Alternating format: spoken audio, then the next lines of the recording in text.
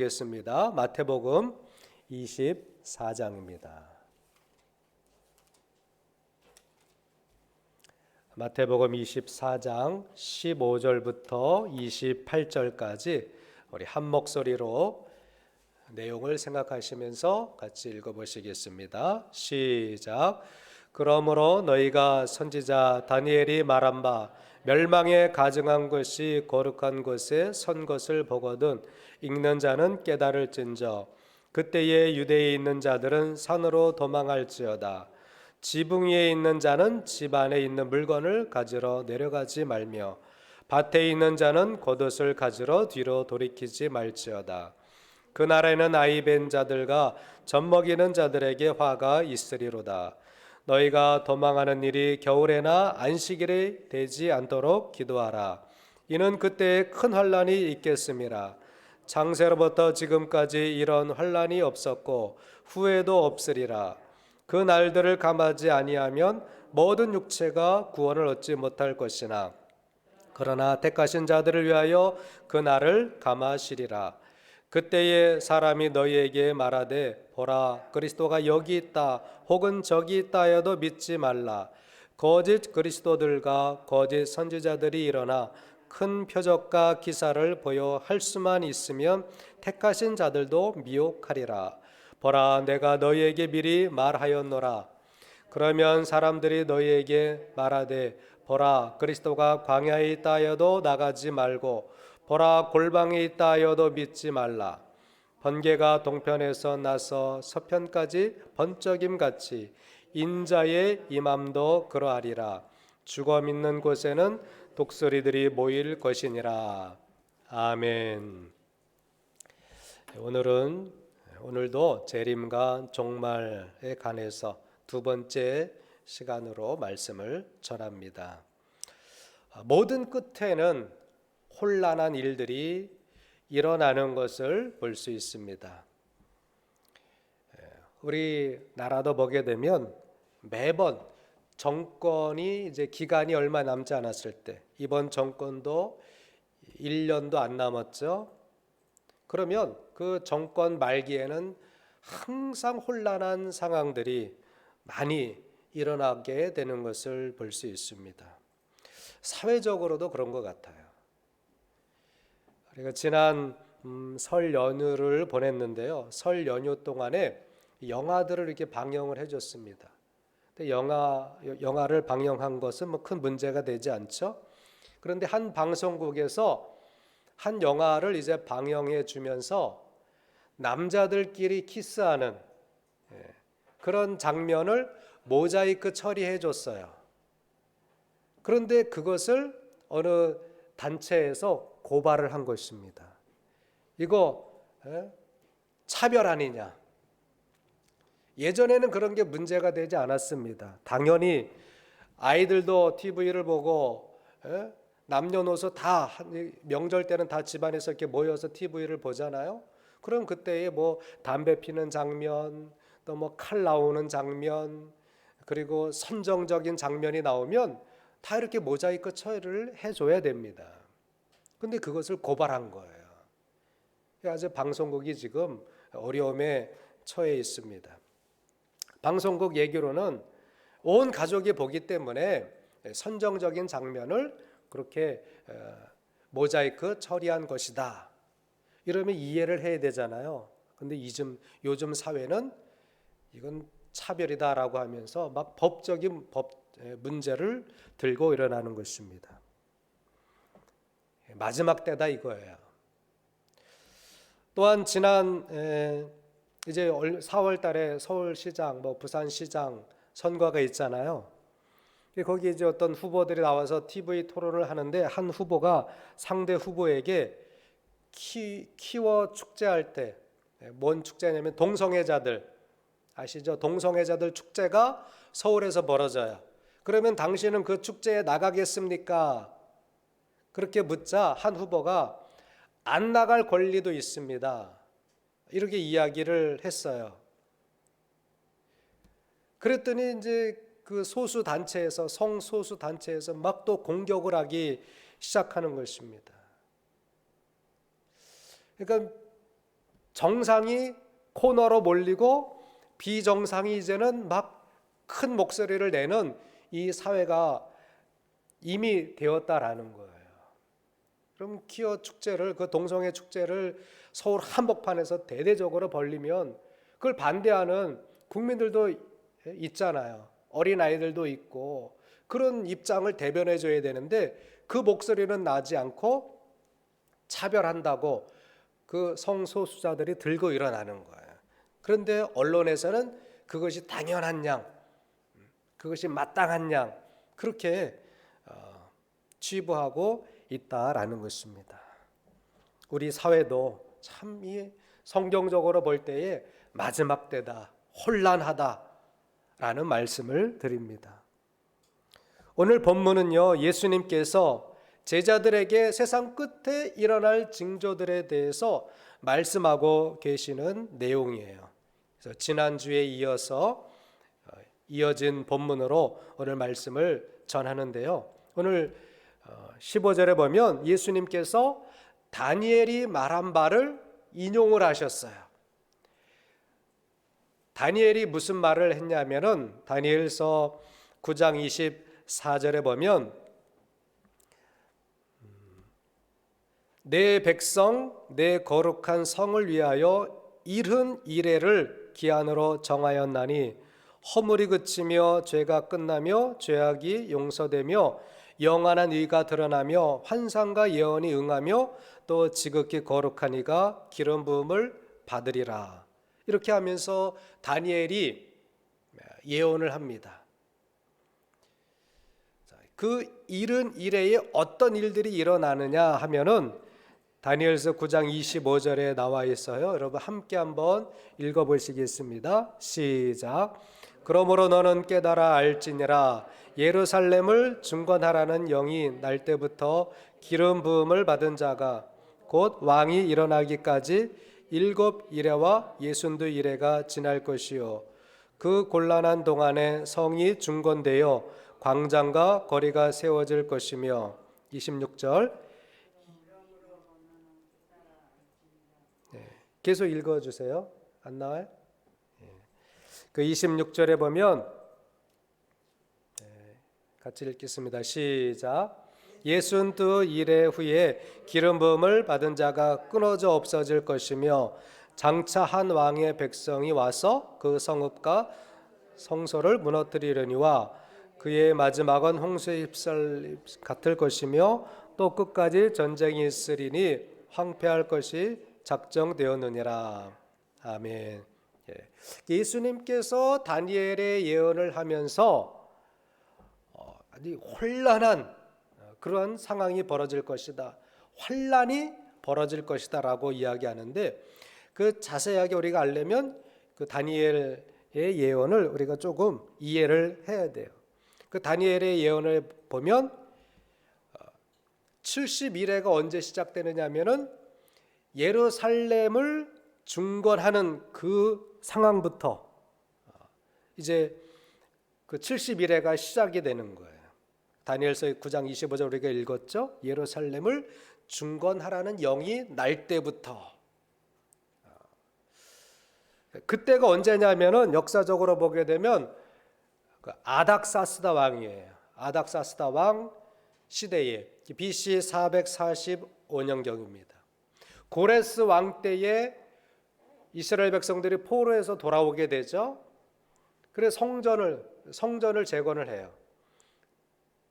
성전만 재건한 것이 아니라 이제 도시를 재건을 하는 거예요. 예루살렘 성을 재건을 하게 되는데 그때가 BC 445년이다라는 것입니다. 다니엘이 예언하기를 7이레와 62이레라는 말을 하게 되죠. 7이레와 62이레. 다니엘서 9장 26절이에요. 그러니까는 이것을 합치면 69이레가 되는 거예요. 그러면 한 이레는 몇 년을 말하는 것이냐면은 7년이에요. 7년을 말하게 되는데 69이레 곱하기 7년 하면은 몇 년 후가 되느냐 하면은 483년이 됩니다. 483년 후에 기름 부음 받은 자가 어떻게 된다 그랬어요? 기름 부음 받은 자가 일어나고 기름 부음 받은 자가 끊어져 없어질 것이며, 이런 말씀을 26절에 하고 있죠. 자, 그래서 BC 445년부터 483년 후 요 날짜를 따져보게 되면 다니엘 당시에는 1년이 며칠이었냐 하면은 360일이었어요. 그래서 계산을 해보면 483 곱하기 360 하면 17만 3,880일이에요. 그러면 그 날이, 기름 부음 받은 자가 끊어지는 그 날이 언제냐면은 주후 32년, 그러니까 예수님이 탄생하신 이후에요. 주후 32년 4월 6일이 됩니다. 그러면 이 날이 언제냐? 예수님이 마지막 유월절을 지키기 위해서 예루살렘 성에 입성하시던 날이 되는 거예요.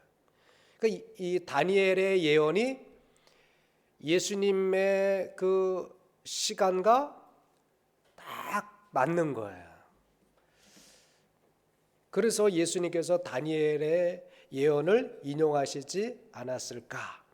성경은 앞뒤가 다 맞는 것입니다. 69일의 후에 기름 부음 받은 자, 누구를 가리키는 거예요? 예수님을 가리키는 거예요. 예수님이 십자가에 처형되시는 그 예언이 다니엘의 예언으로부터 쫙 이어져서 예수님에게서 완성이 된, 성취가 된다라는 것입니다. 62일의 후에 기름 부음 받은 자가 끊어져 없어질 것이며 장차 한 왕의 백성이 와서 그 성읍과 성소를 무너뜨리려니와. 예수님 기름 부음 받은 자도 이제 끊어지지만, 처형되지만 예루살렘 성읍과 성소가 무너뜨려지게 된다 그랬어요. 그래서 오늘 본문으로 오게 되면 예수님께서 무엇을 예언을 하시는 거예요? 그때에 유대에 있는 자들은 산으로 도망할지어다. 지붕 위에 있는 자는 집 안에 있는 물건을 가지러 내려가지 말지어다. 성읍이 파괴되는 거예요. 그런데 정말로 로마 장군 티투스에 의해서 예루살렘이 완전히 무너지게 됩니다. 예수님은 십자가에 처형되시고 예수님이 이제 돌아가신 이후에 AD 70년, 주후 70년경에 예루살렘이 공격을 당해요. 로마 황제에 의해서 공격을 당하고 예수님이 예언한 일들이 이루어지게 되는 거예요. 난리가 나고 환란이 그 예루살렘에 닥치게 된 것입니다. 바로 그 상황을 예수님께서 돌아가시기 전에, 십자가 처형되시기 전에 제자들에게 세상 끝에 마지막 때에 일어날 일들에 대해서, 이것은 당시의 그 시대를 예언하기도 하지만 이제 장차 이 지구의 종말, 미래의 어떤 종말에 대한 예언과도 맞물리는 이런 상황이 되는 것입니다. 여러분, 다급하면 아무것도 생각나지 않는 거예요. 다급한데, 예를 들어서 집에 불이 났는데 집에 통장이 있다고 가지러 들어가다 보면 어떻게 될까요? 그 사람은 불에 타 죽을 수도 있습니다. 그래서 환난 때에는요, 몸을 피하는 게 우선인 거예요. 물건보다도 더 중요한 것이 있잖아요. 겉옷을 가지러 가지도 말고 물건을 가지러 집 안으로 들어가지도 말라라고 말씀하고 있습니다. 그래서 우리 말세를 살아가는, 이 마지막 때를 살아가는 저와 여러분들 성도들은 무엇이 중요한지를 알고 살아야 돼요. 여러분에게도 내 삶의 중요한 것을 이렇게 순서를 매기셔야 돼요. 제가 지난 토요일 날 인터넷 뉴스를 보다가 좀 충격을 받은 것이 있어요. 그 매일경제 신문에 인터넷 뉴스판에 뭐가 올라왔냐면은 개신교 청년 절반 10년 후 교회 안 다닐 것이라는 제목의 기사가 올라왔어요. 매일경제 신문에 올라온 거예요. 그 내용을 보게 되면 목회 데이터 연구소와 21세기 교회 연구소가 공동으로 전국의 19세에서 39세 청년 700명을 대상으로 조사를 했어요. 그런데 기독교 신앙을 가진 응답자의 70%가 10년 후에 신앙은 유지하지만 교회는 안 나갈 것 같다. 그리고 7%는 아예 신앙을 버릴 것이다 라고 대답을 했습니다. 47%가 교회에 다니지 않겠다라는 대답을 한 거예요. 그래서 제가 조금 충격을 받았습니다. 또한 현재 교회를 출석하는 열성 신자 청년들도 36%는 10년 후에는 교회를 나가지 않거나 신앙을 포기할 것이다 라는 대답을 했다고 합니다. 무엇을 말해주고 있습니까? 뭐가 중요하다고 생각하는 거예요? 사람들이 신앙을 중요하게 생각하지 않는다라는 것입니다. 신앙보다도 사람이 중요하다, 내가 중요하다, 물질이 중요하다, 취미가 더 중요하지, 내 건강이 더 중요하다, 이렇게 이 청년 세대들은 생각을 하고 있다라는 것입니다. 저도 아직도 목회 생활이 많이 남았거든요. 우린 70세에 은퇴를 하게 되는데 앞으로 10년이면 저로 생각하면 목회의 절정기예요. 그런데 절반가, 성도의 절반 수준으로 목회를 해야 된다라는 거예요. 10명 모이던 교회는 5명 데리고 10년 동안 목회를 하게 되는 거예요. 1000명 모이는 교회는 한 500명 정도 이제 모여서 예배를 드리게 된다라는 거예요. 꼭 그렇게 결과적으로 딱 떨어진다라고는 말씀드릴 수 없지만 대체적으로 맞아 들어갑니다. 그러니까 한국 교회가 10년 동안 앞으로 절반 줄어들게 돼 있다라는 것입니다. 그렇게 예상을 한다라는 거예요. 안 줄어들면 더 좋아요. 그런데 줄어들 수밖에 없는 상황, 또 사람들의 의식이 그렇다라는 것입니다. 그래서 교회 다니는 청년들도 중요한 것을 지금 잃어버리고 있어요. 무엇이 중요한 것인지 순서를 바꿔놓고 있다라는 것입니다. 이것이 뭐다? 말세다, 마지막 때다라는 거예요. 그래서 성경은 말해주고 있죠. 디모데후서 3장 1절에서 5절의 말씀에 너는 이것을 알라. 말세에 고통하는 때가 이르러 사람들이 자기를 사랑한대요. 돈을 사랑한대요. 돈을 사랑하며 교만하며 비방하며 부모를 거역하며 감사하지 아니하며 거룩하지 아니하며 무정하며 원통함을 풀지 아니하며 모함하며 절제하지 못하며 싸나우며 선한 것을 좋아하지 아니하며 배신하며 조급하며 자만하며 쾌락을 사랑하기를 하나님 사랑하는 것보다 더하며 경건의 모양은 있으나 경건의 능력은 부인하니 이 같은 자들에게서 네가 돌아서라. 우리는 마지막 때에 이미 깊이 들어와 있다라는 느낌을 가질 수밖에 없어요. 아니, 교회 다니는 청년들이 앞으로 10년 안에 교회를 반은 떠나간다라는 것입니다. 그들의 생각으로는 하나님보다 더 중요한 것은 자기다, 자기 돈이다, 자기 삶이다, 그런 것입니다. 의식이 바뀌었어요. 그래서 앞으로 예수 믿는 사람들이 아주 희귀할 정도로 사회적으로 줄어들게 된다라는 것입니다. 10년간 내리막길로 가다가 어느 정도 정체가 되겠죠. 그래서 참 고민이 많아요. 우리 교회 목사들도 이제는 목회만 해서는 교회를 유지하기가 어렵다. 목회만 가지고는 제대로 된 목회를 할 수가 없다라는 결론을 내릴 수 있는 거예요.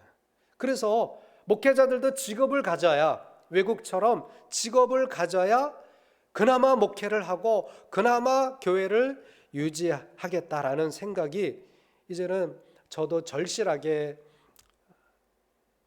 들고 있습니다. 특히 이제 이 작은 교회들, 또 새 들어있는 교회들은요, 정말 유지하기가 어려운 거예요. 그래서 드는 생각이, 바울도 천막을 만드는 일을 하면서 복음을 증거했잖아요. 이미 많은 목회자들이 직업을 가지기 시작했어요. 저도 심각하게 고려를 하지 않을 수가 없습니다. 그래야 우리 교회와 또 복음 사역을 하게 되는 거죠.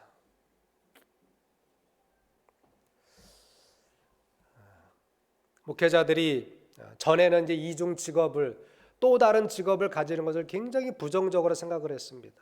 그러나 지금은 의식이 많이 바뀌었어요. 목사님들도 목회를 하기 위해서 또 다른 직업을 가지고 있어야 되겠구나라는 생각들이 대부분이에요. 이제는 특히 이제 젊은 목회자들은 더 그렇습니다. 복음을 전할 동력이 없잖아요. 그러니까 스스로 그 일을 이제 하게 되는 거예요. 우리가 함께 기도하고 함께 또 생각해 봐야 될 문제라고 생각이 됩니다.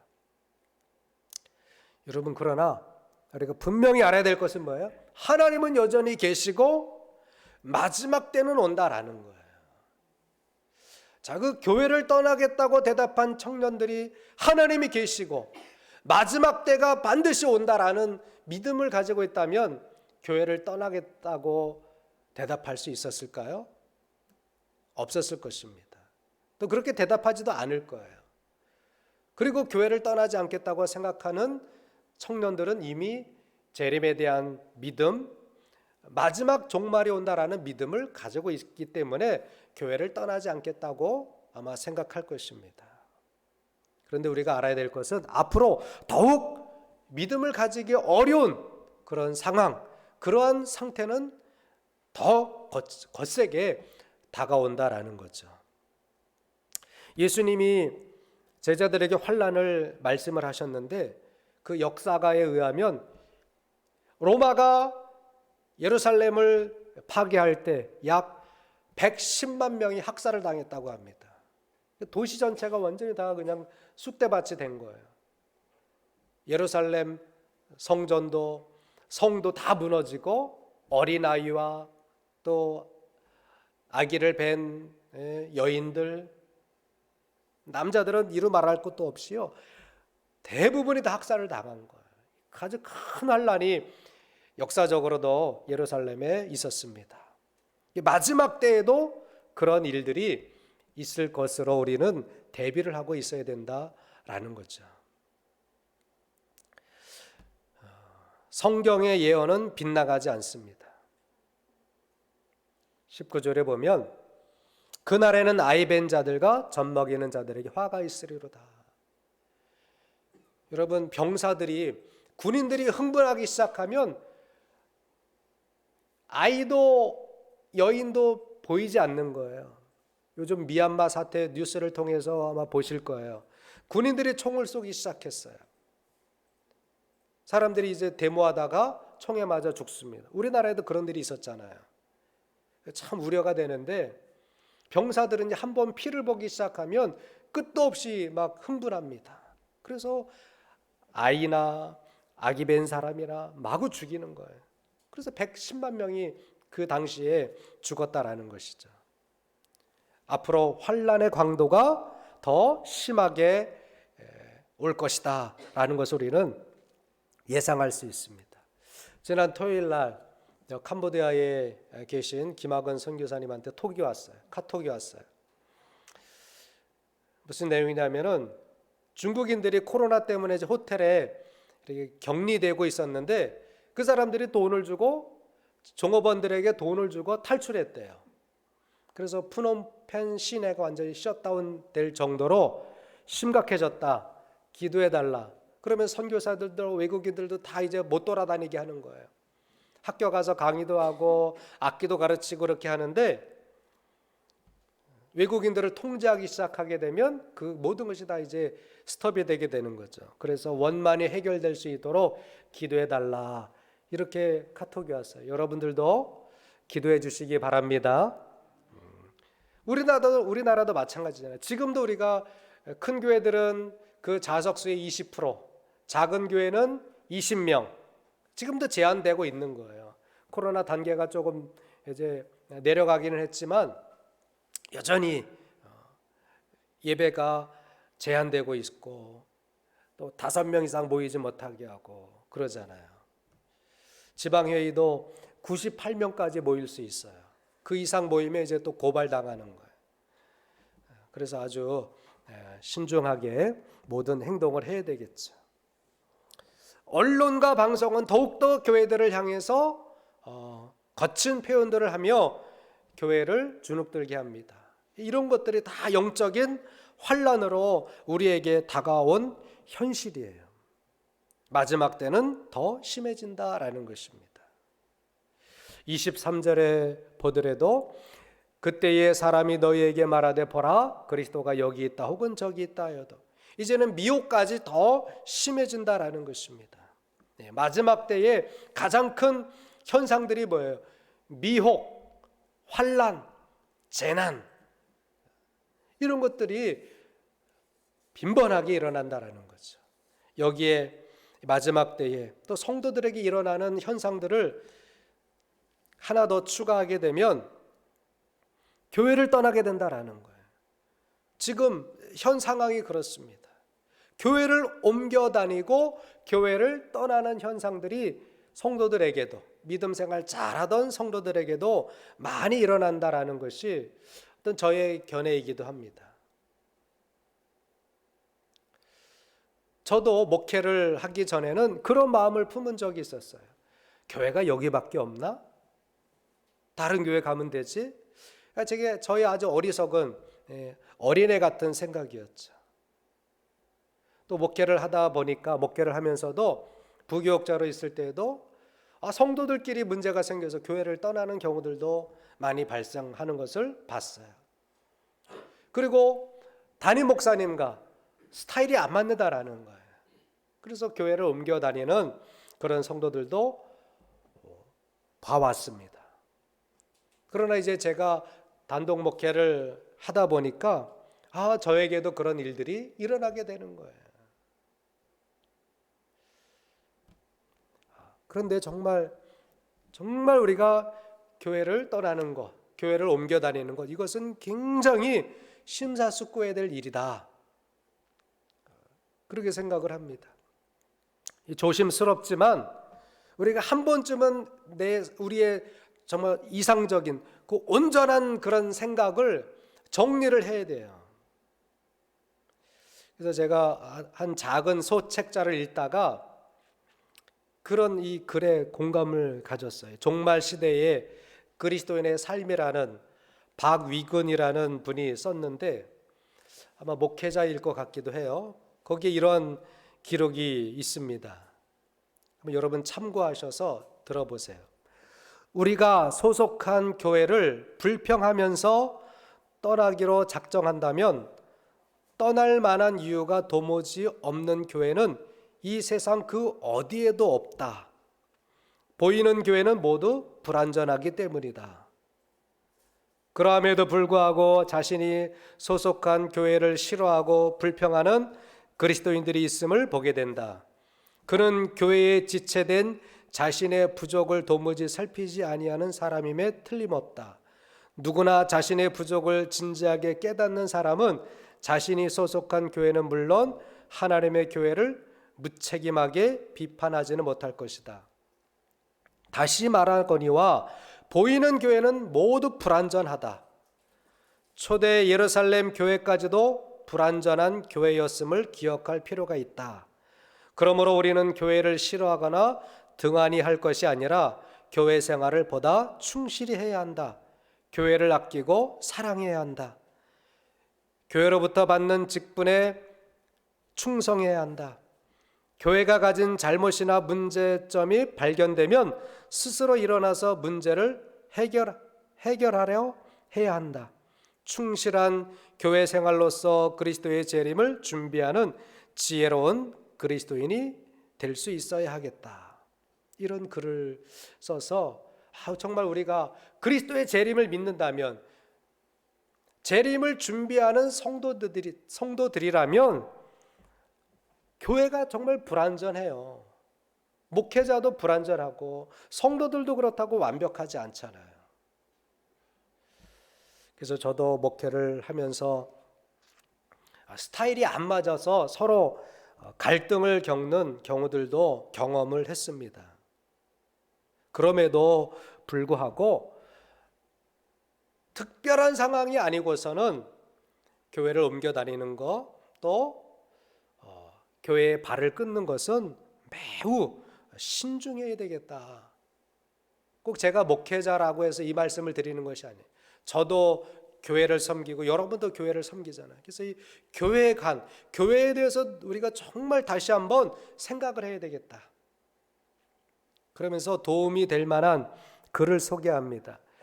국민일보에 정승원이라는 사회부장이 쓴 글이에요. 무지의 장막이라는 글인데 제가 읽고 아주 굉장히 공감이 갔습니다. 내가 가진 것이 X 염색체인지 Y 염색체인지 모르는, 여성이 될지 남성이 될지 모르는 상황이라면 나는 양성평등의 어떤 입장을 취할까? 내가 태어난 후 맞닥뜨려야 할 현실이 극빈층 가정일지 부유한 가정일지 알 수 없다면 나는 세금으로 유지되는 사회보장 정책 확대에 대해 어떤 생각을 갖게 될까? 이런 글이에요. 그러면서 정치 철학자 존 롤스의 정의론에 나오는 개념을 소개합니다. 그게 바로 무지의 장막이에요.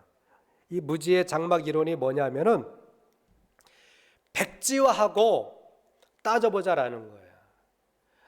내가 어디에 속해 있고 내가 어떤 이해관계에 있다라는 조건을 아예 다 내려놓고 아무것도 결정된 것이나 그 어떤 조건 없는 판단을 해보자라는 거예요.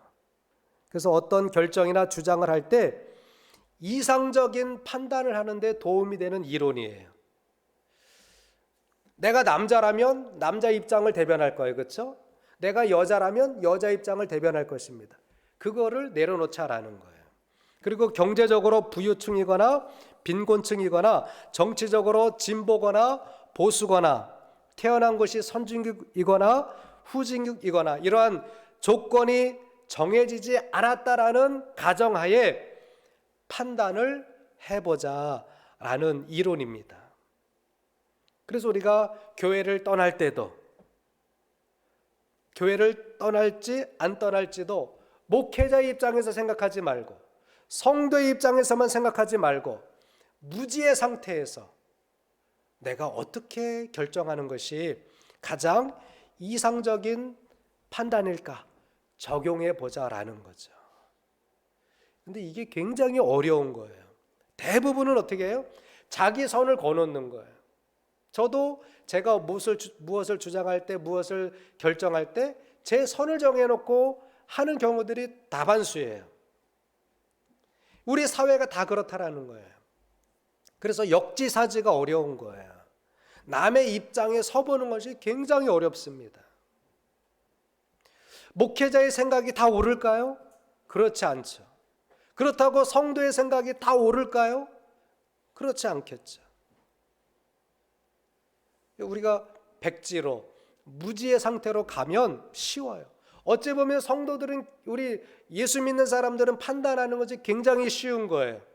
왜냐하면 하나님의 기준이 있잖아요. 성경이라는 기준이 있잖아요. 내 이해관계를 떠나서 하나님의 뜻은 무엇일까? 성경은 무엇이라고 말씀하실까? 그 기준을 가장 중요하게 생각하게 되면 우리가 어떤 판단이나 주장을 할 때에 잘못된 판단이나 잘못된 길을 가지 않을 확률이 굉장히 높습니다. 요즘 사회에서는 뭐라 그래요? 내가 정의다 그럽니다. 내가 정의. 내가 하는 말이 정의야. 그런데 그 정의가 어때요? 어제 다르고 오늘 달라요. 앞선 정권의 정의와 지금 정권의 정의가 달라요.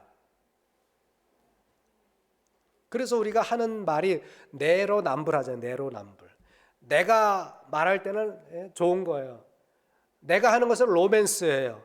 근데 남이 그렇게 하면, 남이 나와 똑같은 행동을 하면 당신은 불륜이야 라고 말하게 되는 거예요. 시기에 따라 달라지는 정의가 굉장히 많습니다. 정의가 다 흔들리는 거야. 갈대처럼 이랬다 저랬다 이랬다 저랬다. 나의 삶도 이랬다 저랬다 이랬다 저랬다. 회의를 할 때도 지난번에는 맞았는데 이번에는 또 달라요. 자, 이것이 인간 사회다라는 것입니다. 그래서 오직 불변하는 것은 뭐밖에 없어요? 하나님 말씀밖에 없는 거예요. 우리는 다행이에요. 저 사회에는 기준이 없어요. 어제와 오늘이 다릅니다. 그런데 우리는 2000년 동안 변하지 않는 진리, 이 아주 굉장히 중요한 하나님의 말씀을 가지고 있기 때문에 우리가 더 바른 길을 갈 수 있는 거예요. 근데 자기 뜻대로만 해석을 하면 안 되죠. 마태복음 24장 35절의 말씀에도 천지는 없어지겠으나 내 말은 없어지지 아니하리라 그랬어요. 한번 여러분 같이 읽어보실까요? 앞에 보시고 시작. 천지는 없어지겠으나 내 말은 없어지지 아니하리라. 아멘. 이것을 우리가 기준으로 삼아야 돼요. 하나님의 말씀이 기준이다. 목회자의 말이 기준이 아니라, 또 어느 말 잘하는 성도님의 말이 기준이 아니라, 누구의 행동이 기준이 아니라 성경이 기준이다라는 거예요. 그러면 우리는 잘못을 범할 확률을 많이 줄일 수 있는 거예요. 우리가 또한 재림과 종말은 반드시 온다라는 이 믿음을 가져야 돼요. 왜냐하면 하나님의 말씀이기 때문에 그렇습니다. 예수님의 말씀이기 때문에 예수님께서 환난이 올 것이다, 마지막 때가 올 것이다 라고 말씀하고 계시잖아요. 이 환난 후에 예수님은 반드시 재림하십니다. 그래서 여러분, 그리스도가 여기 있다 저기 있다, 내가 그리스도다, 아니 저 사람이 그리스도다, 여기에 우리가 미혹될 필요가 없어요. 성도들이 많이 미혹되는 것이 어떤 유명한 교회 목사님의 말씀은 진리라고 생각을 해요. 그런데 정말 개척교회 몇 명 없는 성도의 그 교회의 목사님의 말은 우습게 여겨요. 그거는 잘못된 거예요. 그리스도가 여기 있다, 그리스도가 저 큰 교회만 있다, 이거는요 굉장히 위험한 사상입니다. 우리의 기준은 뭐라고요? 하나님의 말씀이다라는 거예요. 이게 흔들리면 다 교회를 떠나고 다 하나님을 부인할 수밖에 없는 잘못에 빠지게 되는 것입니다. 예수님이 뭐라고 말씀하셨어요? 27절 다 같이 한번 읽어보겠습니다. 27절 시작. 번개가 동편에서 나서 서편까지 번쩍임 같이 인자의 임함도 그러하리라. 아멘. 여러분 속지 마세요. 기도원에 예수님이 재림하십니다. 그래서 기도원 쫓아가지 마시고, 저 교회에 주님이 재림하신대요. 그럼 저 교회 쫓아가고 그럴 거예요? 그럴 필요가 없다라는 거죠.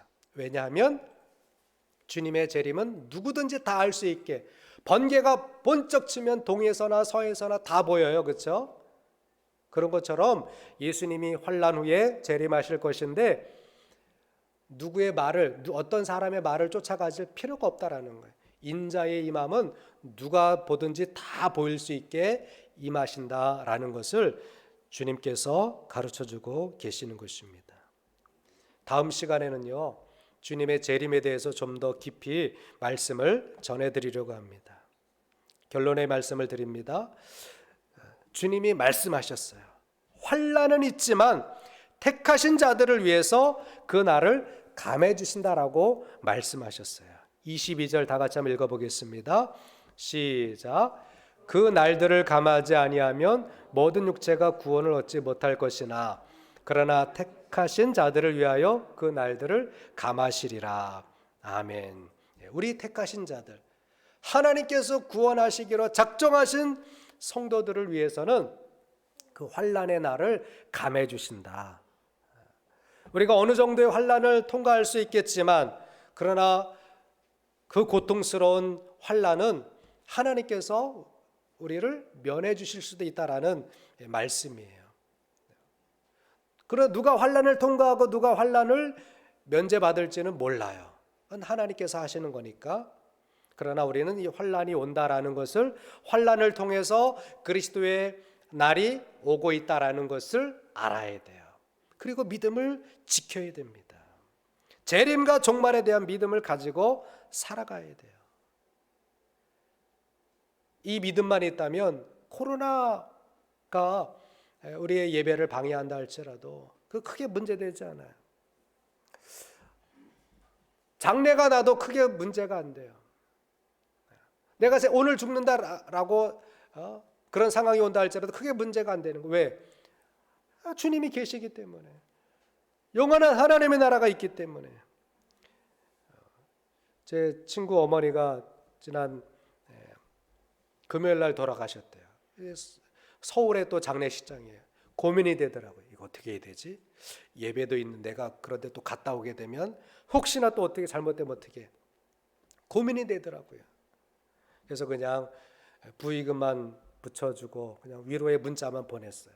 또 지방에도 있고 해서 하니까 조심해야 될 것 같아서 가지는 못했습니다. 참 장례식도 치르기 어려운 이런 시대예요. 사람들이 오고 가고 만나기가 어려운 시대예요. 그러나 이게